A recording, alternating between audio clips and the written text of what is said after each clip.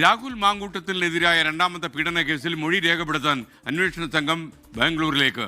അതിജീവിതയുടെ മൊഴിയെടുത്ത ശേഷം മാത്രമാകും തുടർ നടപടികൾ ഉണ്ടാകുക. രാഹുൽ മാങ്കൂട്ടത്തിനെ ഉടൻ പിടികൂടേണ്ട എന്ന നിലപാടിലാണ് SIT എന്നാണ് പറയുന്നത്. മനീഷ് മഹിവാൽ തിരുവനന്തപുരത്ത് നിന്ന് അപ്ഡേറ്റ് ചെയ്യും. പറയൂ മനീഷ്.